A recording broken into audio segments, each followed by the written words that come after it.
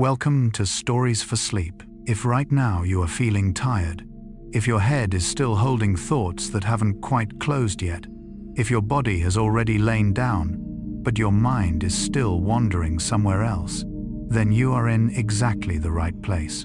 Stories for Sleep was created for moments like this, moments when you don't need more information, don't need to try to understand, don't need to do anything right. You only need to listen and allow your mind to soften on its own at its own rhythm. In this video, we will gently step into a very light journey together, exploring perception not in an academic or complicated way, but in the softest way possible, so that you can listen, loosen your grip, and slowly drift into sleep. We often think of perception as something clear and fixed. The world is out there as it is, and we simply see it that way. But the truth is much gentler. Perception is a soft construction. The brain is constantly predicting, filtering, filling in, and smoothing experience so that you don't have to face the raw chaos of reality. Emotions, memories, attention, and imagination quietly shape the world you live in moment by moment. And when night arrives, when light grows dim, when the outer world becomes quieter, perception itself begins to change its shape. The boundary between waking and dreaming softens. The ego becomes lighter. The mind enters a very natural state for rest and self-regulation. At Stories for Sleep, we are not trying to wake you up. We are here to help you sleep. So if you'd like, let yourself lie down comfortably. Allow your eyes to close or rest half closed, and simply listen. No need to remember, no need to understand everything. These stories don't require you to stay alert. They only need you to be here and then slowly not need to be here anymore. When night falls and sounds gradually quiet down, something very familiar often happens. The outer world grows silent, but the inner world begins to speak. Scattered thoughts, fleeting images, sensations without clear names, they appear more vividly when we close our eyes. Many people believe this is a sign of a tired mind or of sleep being hard to reach. But from Carl Gustav Jung's perspective, this is not a disturbance. It is the natural state of perception as consciousness begins to loosen its grip. Because human perception has never been a faithful mirror of the world. It is a refined construction, constantly edited, quietly, and largely beyond the control of consciousness. During the day when we are busy, the mind keeps this construction stable and coherent, reasonable enough for us to work, communicate, and act. But when night comes, when light fades and the body slows down, that strict editing begins to relax, connections soften, gaps begin to appear, and it is precisely then that many people feel unable to sleep. This video was not created to fix that. It was created to gently explain that nothing is wrong at all. In this journey, we will step into another way of understanding perception. Not as something to control, but as a natural flow. Carl Jung believed that the mind truly rests only when we stop forcing it to be clear, consistent, and correct. When we allow ourselves to understand that what we see, hear, feel, and think is only a temporary version of reality, the mind naturally lowers its guard. In the video, The Most Relaxing Facts About Perception to Help You Fall Asleep, we won't analyze with sharp logic, and we won't ask you to memorize any concepts.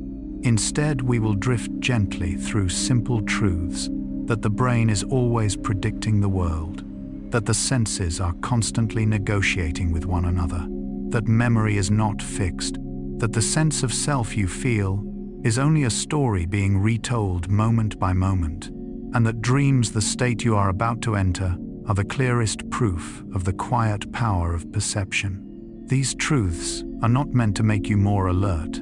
On the contrary, they are told to soften the need to hold reality tightly. When you realize that the world you experience is already flexible, fluid, and non-absolute, you no longer need to stay awake to control it. Jung called this the moment when the ego steps back, making room for deeper layers of the psyche where true rest begins. You don't need to understand everything that follows. You don't need to listen from beginning to end. If you fall asleep halfway through, that is not missing the content. It means the content has fulfilled its purpose. These stories are designed so that the mind can listen or not listen and still feel safe. Think of this video as a slow whisper, reminding you that perception doesn't need to be sharp for you to exist. It is allowed to blur, allowed to drift, allowed to shift into another configuration, the configuration of sleep. Now you may lie still a little more. No need to try to relax. No need to force thoughts away. Just listen and let these very gentle truths slowly carry you away from the need to understand and closer to the sleep that is already waiting just beyond. Part 1. Perception is a carefully edited construction. If you are lying still and listening at this moment, you may believe that you are aware of the room around you, the darkness, distant sounds, the feeling of your body resting on the peace bed. But what neuroscience and Carl Gustav Jung as well pointed out long ago is this: what you are conscious of is not the whole world, and it is not even the whole of what is happening within you. It is only the final version, a version that has been carefully cut, edited, smoothed, and arranged. Before any image, sound, or sensation reaches your awareness, the brain has already carried out an enormous task in silence. It has discarded almost everything. Light from millions of points strikes the retina. Sound waves continuously vibrate the air. Pressure, temperature, heartbeat, body position, signals from internal organs, everything floods the nervous system at once. If you were truly conscious of all of it, the world would be unbearable. And so the brain does not reflect reality, it edits reality. Perception is not a window, it is a finished film. Carl Jung wrote in The Structure and Dynamics of the Psyche. The psyche creates reality every day. Not in a mystical sense, but in a deeply biological one. The brain decides what appears on the screen of consciousness and what remains backstage. Filtering. The first act of perception. The first thing the brain does is not to receive but to exclude. Familiar sounds are ignored. Stable bodily sensations are blurred. Information irrelevant to current goals is muted. You do not hear the fan until someone mentions it. You do not feel your breathing until you attend to it. Consciousness is not full. It is very narrow. Jung believed that consciousness is only a small island of light floating on an ocean of the unconscious. Most of psychological life, and sensory life as well, takes place outside awareness. Selection. The brain decides what is important after. Filtering. The brain continues by selecting. But important here does not mean true. It means important for survival, familiarity, and stability. The brain prioritizes. What is familiar? What carries emotional meaning? What fits existing expectations? You do not see the world as it is. You see the world as you have learned to see it.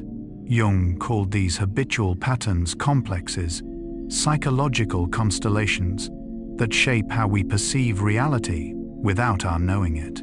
Prediction, the most subtle edit of all. After filtering and selecting, the brain does not wait for complete information. It predicts. It predicts the next word you will hear, the next movement, the next sensation. When the prediction is correct, the world feels smooth. When it is wrong, you call it startle, illusion, or surprise. Most perception is confirmed prediction. Jung believed that the psyche is always trying to maintain continuity in the story of the world.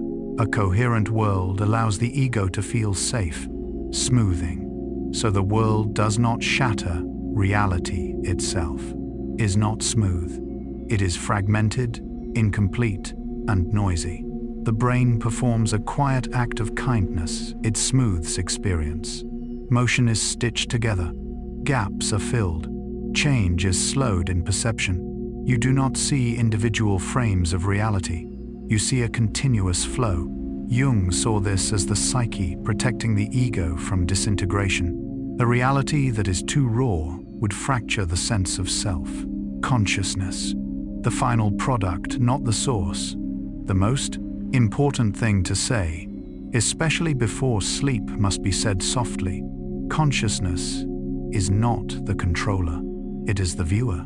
What you know, see, and feel right now has already passed through countless filters, countless unconscious decisions, countless edits that cannot be traced back.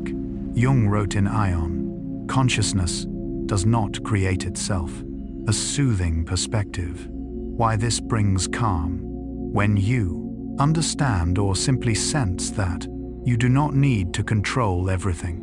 Your brain is already working on your behalf. Consciousness is only the topmost layer. You can let go more gently. Sleep is not the loss of perception. It is the editor changing shifts. Before we go deeper, if right now images feel softer, sounds more distant, your body lighter, that is not distraction. It is perception changing modes. Perception is not an honest mirror. It is a story told with great care. And what is safe to know is this: you do not need to be the storyteller right now. Let the story continue telling itself. You only need to rest. The next part will guide you deeper, where you will begin to see that the world you see is largely what the brain has already predicted. In the previous section, we gently touched a very quiet truth. What you are conscious of is not the whole world, but the final version of a silent editorial process. The brain filters, selects, and smooths, only then allowing an image, a sound, a sensation to step onto the stage of awareness. But if we stop there, we have not yet reached the most wondrous part, because the brain does not only edit what has arrived, it actively creates what has not yet arrived. Before the world has time to appear, the brain has already guessed what it will look like. And from this point on, the world we live in, so familiar, so seamless, so obvious, begins to reveal its gentle, pliable nature. Part 2. The world we see is mostly a prediction. If you listen very gently in this moment, you may notice something subtle. You do not wait for the world to speak before you hear. You have already guessed what the next sound will be like. You do not wait for a complete image before you see. You have already predicted its shape, its distance, its movement. Perception is not a reaction. It is an oriented anticipation. Modern neuroscience calls this predictive processing. But Carl Gustav Jung touched its essence much earlier, when he said that the human mind is never empty. It is always filling the world with inner images. In Psychological Types, Jung wrote, "The psyche does not merely react, it gives form. The brain does not wait for full data because it cannot. The world sends signals to the brain that are slow, noisy, and incomplete. Light takes time to reach the eyes. Sound takes time to travel through the air. Sensations from the body also arrive later than the actual events. If the brain waited for complete data, you would always be behind reality. So the brain chooses to move ahead. It predicts the shape of objects not yet clearly seen, the direction of something approaching, the sentence about to be spoken, the sensation about to arise in the body. When the prediction is correct, you do not notice it. When the prediction is wrong, you call it illusion, mistake, or surprise. The world feels smooth because the brain predicts correctly most of the time. The reason the world appears continuous, stable, and reliable is not because it inherently is so, but because the brain predicts well enough, often enough. A seamless reality is the success of prediction. Jung believed that the psyche is always trying to preserve a coherent story of the world because constant rupture would dissolve the ego. Prediction is the tool that keeps this story from breaking apart. Hallucinations are not failures, they reveal prediction. When you see something that is not there, hear a sound that does not exist, or feel something that has not happened, the brain is not broken. It is simply doing its predictive job too well. In Man and His Symbols, Jung wrote, "What we see or hear is never the objective event itself, but an image filtered through the psyche. Hallucination is merely the moment when inner images outweigh external data. Prediction is nourished by memory and expectation. The brain does not guess randomly. It relies on past memories, familiar experiences, associated emotions, what has been true before you see the world through your past. Jung described this as the operation of complexes, unconscious structures, carrying memory and emotion, quietly shaping how we predict reality. Why prediction becomes more vivid at night as you approach. Sleep. Sensory input decreases. Light dims. Sounds soften. Movement slows. The brain continues to predict, but lacks sufficient data to verify, so the inner world becomes more vivid. This is why vague images appear, imagined sounds arise, unusual bodily sensations become clearer. Jung did not consider this a disorder. He saw it as a doorway opening into the unconscious. Dreams, prediction, without the world. In dreams, the brain receives no sensory input, yet it still constructs space, characters, movement, emotion. Prediction no longer needs to be checked. It becomes the world itself. Jung wrote in Dreams, "Dreams are the guiding words of the soul. They show that perception does not require the external world in order to exist." A sleep-oriented perspective. Why this allows you to relax. When you realize that the world you see is already a prediction, you do not need to keep it correct. The brain will continue its work on its own. You can stop controlling. Sleep does not take the world away from you. It simply allows prediction to flow more freely.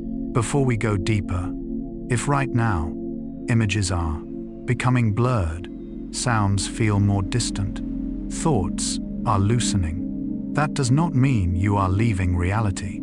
It means reality is shifting into another form. The world you see is not a copy of the real world. It is a world predicted well enough for you to feel safe. And the gentle truth is this: you do not need to keep predicting anymore. Let the brain do its work. You only need to rest. In the previous part, we touched a very quiet truth. The world you see does not arrive first. It is predicted first. The brain does not stand still waiting for complete information before it sees, hears, or feels. It always moves one step ahead, predicting the shape of a blurred object, the sound about to arise, the sensation about to appear in the body. Because of this, the world feels smooth, continuous, unbroken. But if you listen a little more deeply, a very natural question arises. Who is doing the predicting, and based on what? The gentle answer is this: no single sense does it alone. The brain is like a storyteller who never waits for full information. It dislikes gaps. It dislikes prolonged ambiguity. And so every passing moment is filled with prediction. But those predictions do not come from a single source. Vision does not see alone. Hearing does not listen alone. Touch does not feel alone. Perception is a silent conference. Carl Gustav Jung wrote in The Archetypes and the Collective Unconscious, "The psyche is a self-regulating system. There is no absolute center, no single commander, only a continuous balancing of streams of signals." Part 3. The senses do not operate in isolation. If you are lying still right now, you may think that you are seeing the darkness, hearing a voice, or feeling your body. But in reality, all of these are happening at the same time, layered upon one another. Vision offers clues about space. Hearing suggests distance and movement. Touch confirms the position of the body. The sense of balance tells the brain whether you are lying down or sitting. Interoception informs you of heartbeat and breath. No single sense is intelligent enough to create the world on its own. Perception is the result of negotiation. The senses often do not fully agree with one another. The eyes say an object is still. The ears detect movement. The body feels a faint vibration. In moments like this, the brain does not seek absolute truth. It seeks the version that seems most reasonable. Perception prioritizes continuity over accuracy. Jung understood this well when he said that the psyche always tries to maintain an image of the world stable enough that the ego does not panic. When the senses conflict, the brain chooses the most tolerable story. If you have ever Felt motion sickness when your eyes see stillness, but your inner ear reports movement. Noticed visual jitter in low light. Misheard words when you could not clearly see a face. This is not a failure of motions. The senses. It is a temporary failure of negotiation. The brain must choose a story even if that story is not entirely correct. Reality is a compromise. The world you are experiencing is not the sum of your senses, but the outcome of their compromise. Jung wrote in Psychological Types, "What we perceive is never identical with what exists, but this does not make the world less safe. On the contrary, it makes the world bearable." Nighttime, when negotiation becomes more visible. As you approach sleep, vision weakens. Hearing becomes more sensitive. Bodily sensations grow more noticeable. The senses are no longer balanced, as they are during the day, so the brain must negotiate more actively. That is why your body may feel unusually large or small. Space may seem farther away or closer than it is. Imagined sounds may arise. Jung saw these states as soft boundaries between consciousness and the unconscious. Why this is not something to fear when you understand that perception has always been a compromise. The world you see is always slightly distorted. The brain does this to protect you. You no longer need to correct your experience. Sleep does not make perception less accurate. It simply slows the negotiation. A sleep-oriented perspective, allowing imprecision. Before sleep, you do not need the world to be correct. You only need it to be gentle. Jung believed that healing does not come from absolute precision, but from wholeness, when different parts are allowed to coexist. Before we go deeper, if right now your sense of the body feels slightly blurred, sounds seem farther away, the boundary between inside and outside softens, this does not mean you are losing control. It means the senses are yielding space to one another. The world you experience is predicted in advance, continuously negotiated, smoothed, so that you feel safe. And the gentle truth is this: you do not need to participate in this negotiation right now. Let the senses whisper among themselves. You only need to rest. In the previous part, we touched a very gentle truth. The world you experience is not the product of individual senses working alone, but of an ongoing negotiation. When vision, hearing, touch, bodily sensation, and balance do not fully agree, the brain does not seek absolute accuracy. It seeks a story that is coherent enough for you to feel safe. And right here, a very special capacity of the mind begins to reveal itself. A capacity we rarely notice during the day, but which becomes unmistakably clear at night, when light fades and sensory data grows sparse. When the world does not provide enough detail, the brain creates it, without panic, without hesitation, without consulting consciousness. It invents, but it invents convincingly. Part 4. Missing. Details are invented by the brain in a convincing way. If you are lying still and listening right now, you may believe that you are seeing the room in the darkness, hearing the surrounding space, and feeling your body as a body, whole. But neuroscience reveals a very gentle truth: you have never fully seen, heard, or felt anything, and that is completely okay. The blind spot, where the brain has been inventing for a day, long time. In each human eye there is an area that does not receive light, a blind spot. Yet you never see a hole in your field of vision. There is no gap, no dark patch, no warning sign. The brain fills it in before you ever notice it exists. It uses surrounding colors, familiar shapes, memory of what is usually there to complete the picture. Carl Jung wrote in Man and His Symbols, "The unconscious fills the gaps left by consciousness." The biological blind spot is a perfect metaphor for the psychological blind spot. The world is never complete, we just don't notice. In every moment you see parts of images that are obscured, movements that are interrupted, light that is insufficient, sounds that are cut off. Yet you do not live in a torn world. You live in a world that has been skillfully patched. The brain does not like absence. It prefers continuity. Jung believed that the human psyche always moves toward wholeness. When a piece is missing, it does not wait for it to appear. It creates a temporary piece. Occluded sound. The brain still lets you hear enough. If part of a sentence is masked by noise, you still hear the sentence as complete. Not because your ears are better, but because your brain fills in what is missing. You hear with memory just as much as with your ears. Jung once said in Psychological Types, "We hear with our expectations."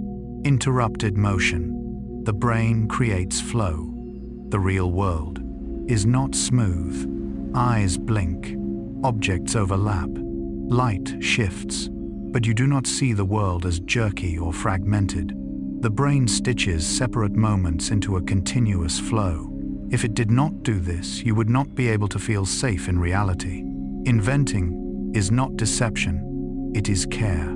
The word invent may sound unreliable, but in the language of the brain, invention does not mean lying. It means protection. Protection of stability, continuity.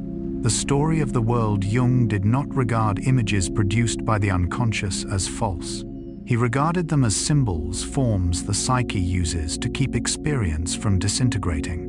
Nighttime, when inventing becomes more visible.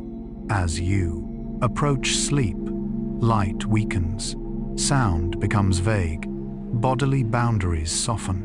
The brain continues filling in, but with less data to rely on. So vague images appear.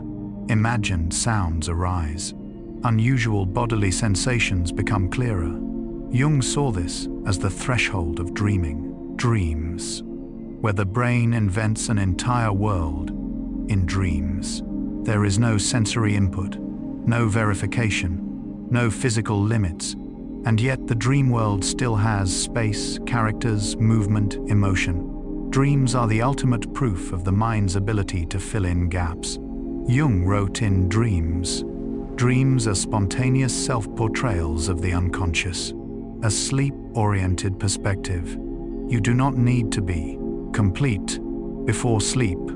You do not need to understand everything, remember everything, feel everything clearly. Your brain is already accustomed to completing things for you.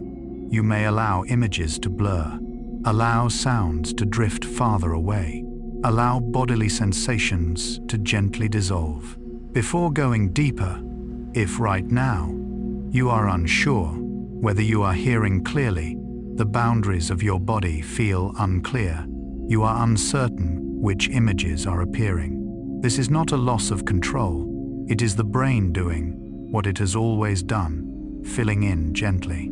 The world you experience contains gaps, contains absences, contains pieces that have not yet arrived, and the brain, with quiet patience, has drawn the rest of the picture so you do not have to face emptiness. You do not need to help it right now. Let it continue its familiar work. In the previous part, we saw something very gentle. When the world does not provide enough data, the brain fills the gaps with memory and expectation so that you do not have to face rupture. What is missing is invented not to deceive, but to keep your experience continuous and safe. But when those gaps no longer involve only images or sounds and begin to touch something deeper, the brain continues its familiar work.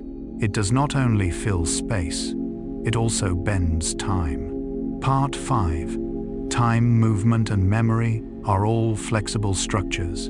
If you are lying still right now, you may believe that time is passing in a steady rhythm, minute by minute, second by second, flowing forward in an objective way. But if you listen a little more deeply, you may notice that the time you experience has never truly matched the time on a clock. There are moments when a few minutes pass like a few seconds. A single second stretches on endlessly. Time does not flow, it is experienced. Carl Gustav Jung wrote in The Structure and Dynamics of the Psyche Time, is a relative concept in the psyche. Time expands and contracts with attention and emotion. When you are deeply focused, time seems to disappear. When you are anxious, each moment stretches out. The brain does not measure time. It measures changes in inner states. Jung believed that emotion determines how we live in time. Not the clock, but psychic energy decides whether a moment feels long or short. Nighttime, when time loses its familiar shape. As you approach sleep, attention disperses, emotions soften, goals dissolve. The brain no longer has a reason to maintain linear time, and so time begins to soften. You are no longer sure how long you have been lying there. You are no longer certain which moment came before and which came after. Jung saw this as the return of mythical time, a form of time not divided into minutes and seconds, but into states of being. Movement is not jerky, because the brain smooths it. The physical world is actually fragmented. Eyes blink, light changes, objects obstruct one another. Yet you do not live in a stuttering world. The brain connects separate moments into smooth movement. Jung saw this as a protection of the ego. A world that is too fragmented would cause the self to lose its orientation. Psychological movement is smoothed as well. Not only physical motion, emotional and mental movement is also smoothed.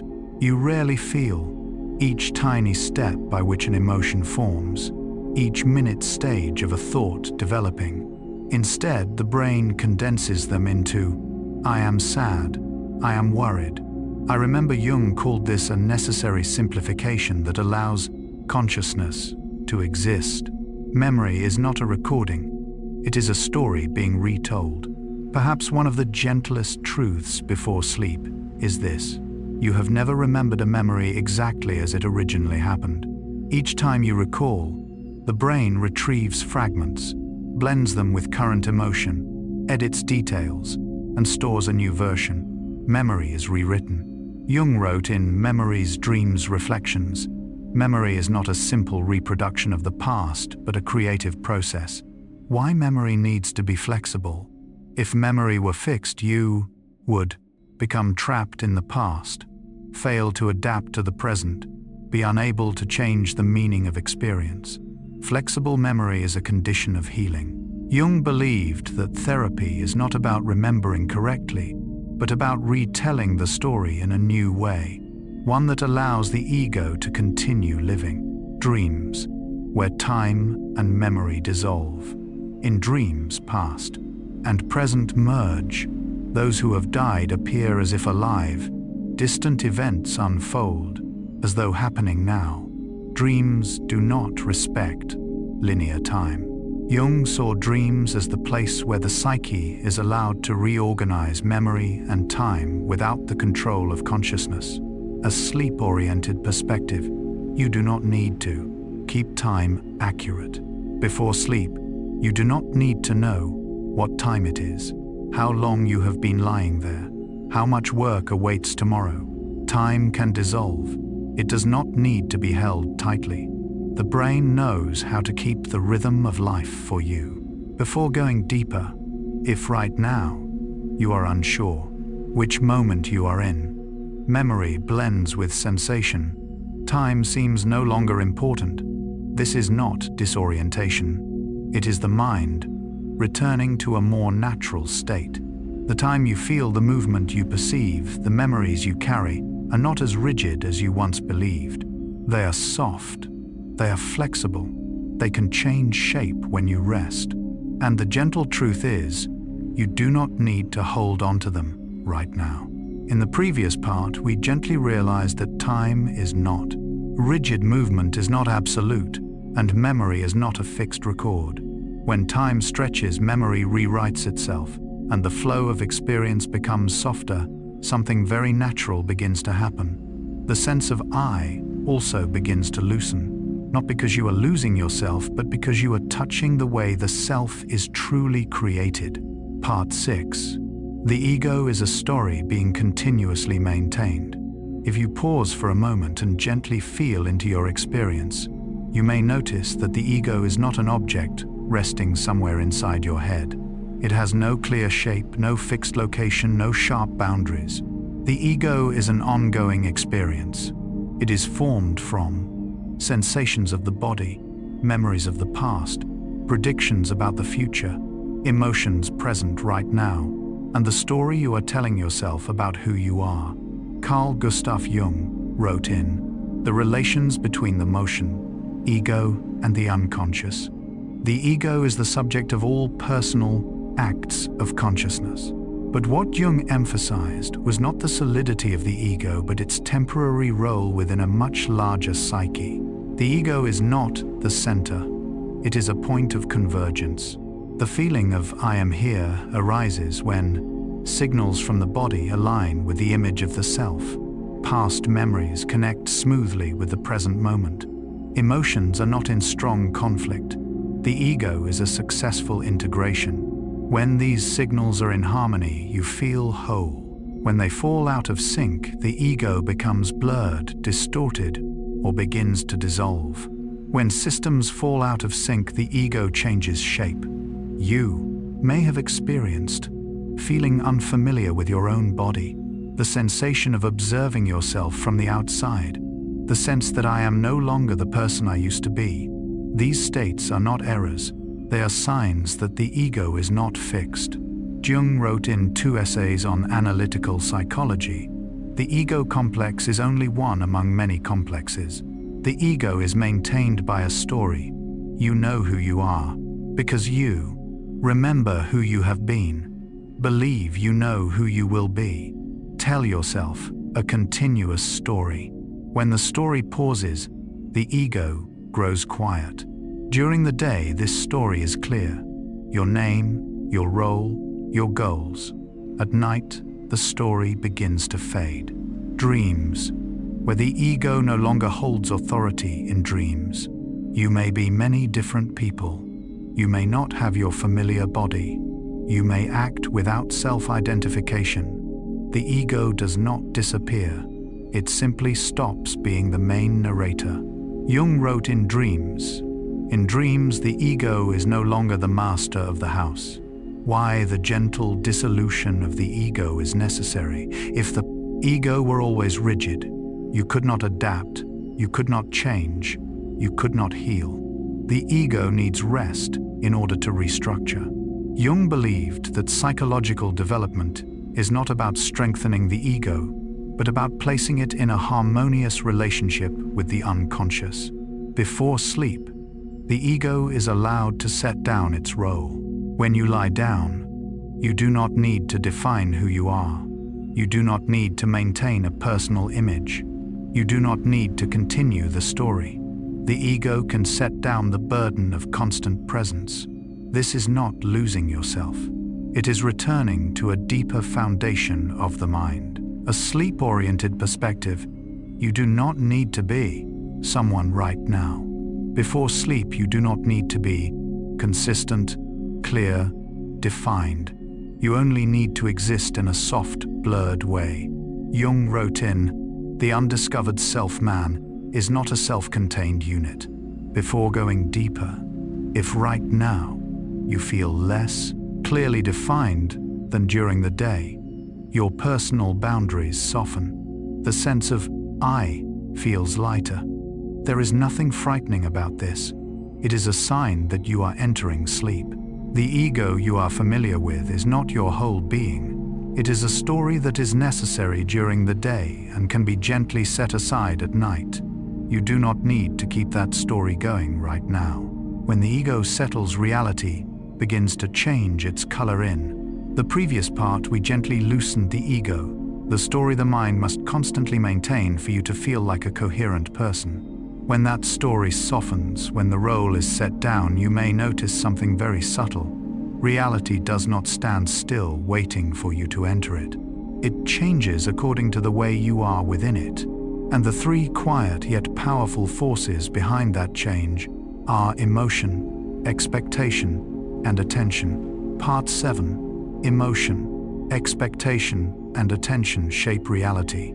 The same room, the same darkness, the same faint sound of the night. And yet, when you are anxious, the room feels smaller. When you are calm, space feels wider. When you are tired, sounds drift farther away. When you are tense, everything feels sharper. The world does not change. Your experience does. Carl Gustav Jung wrote in Psychological Types, "We see not things as they are, but as we are." Emotion is not just a reaction. It is a filter.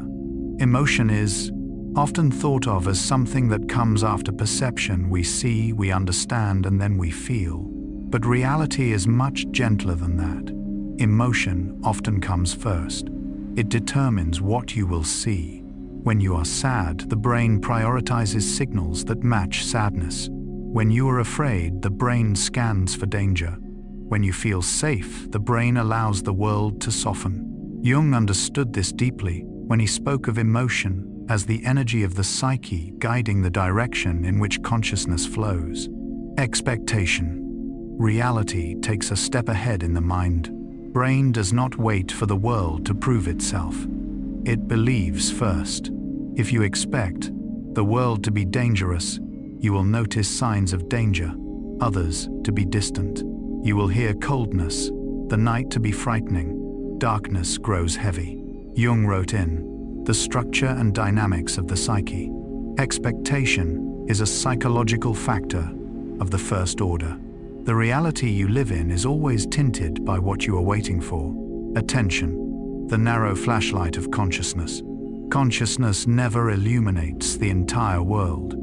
It is like a very narrow flashlight. Where you shine it becomes clear, becomes important, becomes emotionally charged. Everything else is blurred, processed automatically, or ignored completely. Jung believed consciousness to be only a small island in a vast ocean of the unconscious. Attention does not expand reality. It narrows it so you are not overwhelmed. When attention shifts, reality changes shape. If you attend to your breath, the world recedes, the body comes forward. If you attend to sound, space expands, thought softens. Reality moves in the direction of attention. This is not magic. This is how perception has always worked. At night, attention naturally narrows as you approach. Sleep, attention grows tired. Motivation to sustain it fades. Clear goals dissolve. The flashlight of consciousness dims. The world does not disappear. It is simply handed back to the unconscious to manage. Jung saw this as a necessary state for the psyche to rebalance itself. Why the same world feels gentler before sleep, not because the world has changed, but because your emotion, expectation, and attention have shifted. You no longer expect to control. Emotion settles. Attention loosens its grip. Reality, therefore, becomes wider, slower, less demanding. A sleep-oriented perspective. You no longer need to attend before sleep. You do not need to observe clearly, understand fully, react correctly. You may let attention drift away. The world is still there. The brain is still working. You do not need to intervene. Jung and the healing of releasing attention in the undiscovered self. Jung wrote, "The less one clings to consciousness, the more room there is for the unconscious to bring balance. Sleep is the moment when you no longer need to shape reality." Before going deeper, if right now you are no longer clearly attending to anything, emotion drifts lightly. The world seems distant. That is not disconnection. That is you entering the safe territory of sleep. The reality you experience always bears the imprint of emotion, expectation, and attention. And the gentlest truth is this: you do not need to keep shaping it now. Let attention close, let emotion settle, let expectation dissolve. In the previous part, we allowed consciousness to soften. Attention no longer shone so sharply. Emotion settled. Expectation faded. And as the narrow flashlight of consciousness grows dim, another kind of light begins to appear, the soft light of imagination. And here a truth emerges that is very deep, very gentle, and perfectly suited for sleep. The brain does not draw a strict boundary between what is perceived and what is imagined. Part 8. Imagination can create a sense of realness. If you close your eyes right now and imagine a small flame, you may feel a very faint warmth. If you imagine a familiar sound, it may echo in your mind with surprising clarity. If you recall a painful moment, your body may respond as if it were happening again. No external world is touching you at all, and yet the body and the mind still respond. Carl Gustav Jung understood this very early when he wrote, "The psyche creates reality every day." The symbolic life.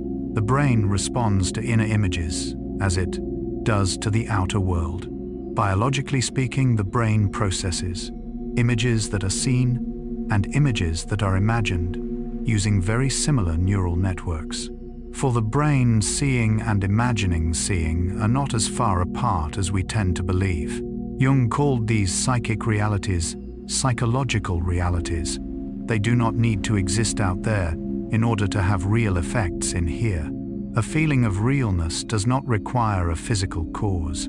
Pain can arise purely from memory. Warmth can arise purely from imagination. Movement can be felt even while the body remains still. Sensation is the language of the psyche, not proof of the physical world. Jung wrote in Psychological Types, "Psychic reality is as real as physical reality." Why the boundary between reality and imagination is so thin? The brain does not ask, "Is this real?" It asks, "Does this matter?"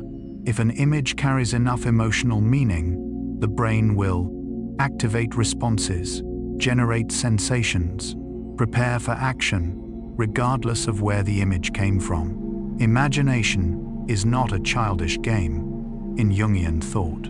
Imagination is the primary gateway to the unconscious. Jung wrote in The Transcendent Function, "Active imagination is a way of allowing the unconscious to speak." Imagined images are not random. They carry information. They carry unspoken emotion. They carry deep self-regulation of the psyche. At night, when imagination becomes strongest, as you approach sleep, sensory input decreases, consciousness weakens, control loosens. Imagination is no longer heavily censored. Images arise more easily. Inner sounds become clearer. Subtle sensations appear. This is not a disturbance.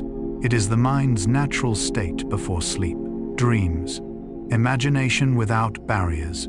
In dreams, sensations feel completely real. No external world is required. No physical logic is needed. Dreams are imagination, given total freedom. Jung wrote in Dream Analysis, "Dreams are not mere fictions. They are facts of psychic life." Why this helps you fall asleep? When you understand that, a sense of realness does not need control. Images that come and go are not dangerous. Imagination is simply doing its work. You no longer need to resist. You can allow images to drift, sensations to arise gently, inner sounds to appear and fade. A sleep-oriented perspective. You no longer need to distinguish. Before sleep, you do not need to ask, "Is this real or imagined? Is this right or wrong? What does this mean?" You only need to let it be. Jung believed that the deepest healing occurs when consciousness stops classifying. Before going deeper, if right now, images appear, dissolve, sensations feel unfamiliar but not frightening, the boundary between waking and dreaming softens. That is a very good sign. You are approaching the threshold of dreaming. Your imagination is not a deceiver. It is the language of the unconscious, the bridge between emotion and sensation, the place where reality is created from within. And the gentlest truth is this: you do not need to control it right now. Let imagination lead the way. It already knows the dark. In the previous part, we touched a very delicate boundary, the place where imagination is no longer just imagined, but capable of producing real sensations, sound, image, movement, even pain and warmth. As attention loosens, as control dissolves, as imagination is set free, something very natural begins to happen. A world starts to build itself. And when that world no longer needs light, sound, or any signal from the outside, we call it a dream. Part 9. Dreams as the ultimate evidence. When you sleep, your eyes are closed. Your ears no longer hear the world. Your body lies still. Sensory data almost disappears. And yet something strange and very gentle happens. The world does not disappear with it. In dreams, you still see space, meet people, move, feel fear, feel love, feel pain, feel happiness. Perception continues to exist even when the outer world has gone quiet. Carl Gustav Jung once wrote in Dream Analysis, "The dream is a little hidden door in the innermost and most secret recesses of the soul." Dreams prove that perception does not depend on the senses. If perception required the outer world in order to exist, then when you sleep everything would vanish. But it does not. The brain constructs an entire reality on its own. No real light, no real sound, no real movement. Only the inner activity of the psyche. Jung called this psychic autonomy, the autonomy of inner life. The dream world is not less real than the waking world. In dreams you do not question your emotions, your fear, your joy. They are completely real in that moment. Jung wrote in The Structure and Dynamics of the Psyche, "Psychic reality is the only reality that can be directly experienced. When you dream, you are living in pure psychic reality.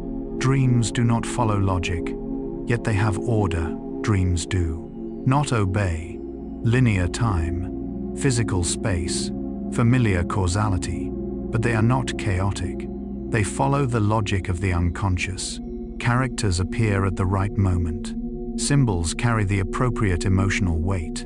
The narrative unfolds according to its own rhythm." Jung believed dreams have structure, not rational structure, but symbolic structure.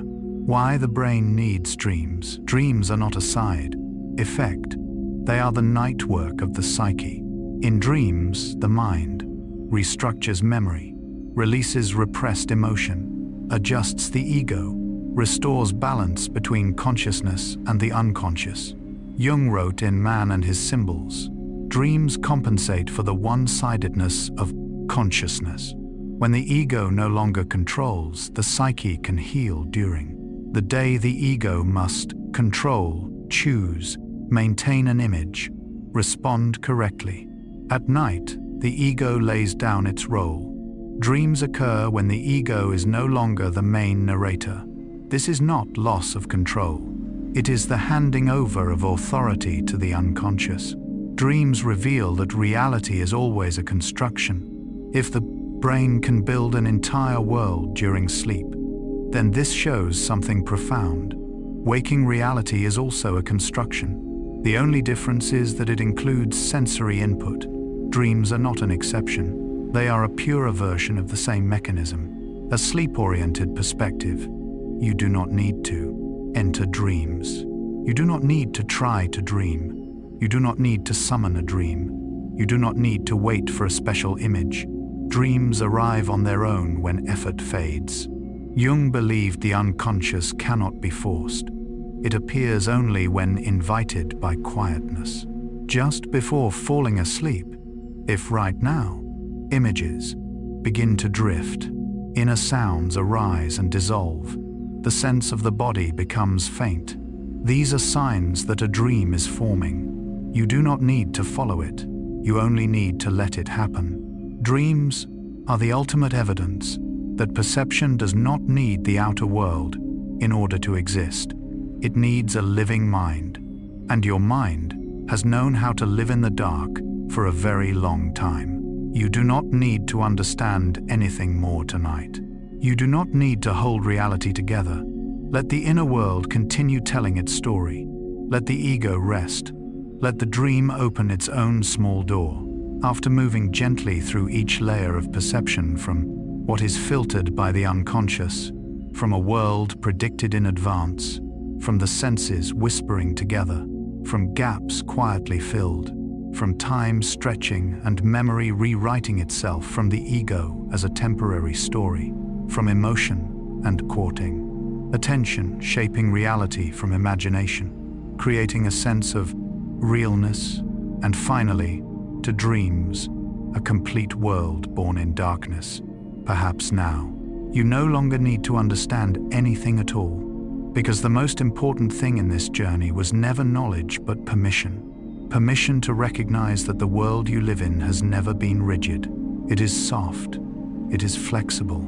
It is shaped by your mind in every moment, not to deceive you, but to protect you. Carl Gustav Jung believed that human beings do not need to control the mind in order to be safe. Sometimes what we need is simply to trust its deeper intelligence. And sleep is the moment of that trust. When you sleep, you do not disappear. Perception does not turn off. The mind does not stop working. It simply changes, shifts. Consciousness, the part that must choose, understand, and control, is allowed to step back, making room for the unconscious, the part that has known how to keep you alive, keep you balanced, keep you whole, long before you learn to name yourself. You do not need to keep the story of me going tonight. No need to maintain an image. No need to track time. No need to define emotions. If an image appears, let it drift. If a strange sensation arises, let it come and go. If there is emptiness, let the brain fill it the way it always has. Nothing needs fixing. Nothing needs completing. You have done enough for today. Sleep is not a state to be achieved, but a process of releasing effort. And when you release, the mind continues its work, building dreams, restructuring memory, softening emotion, and preparing for a new day that you do not need to worry about in advance. Right now, the outer world may begin to blur.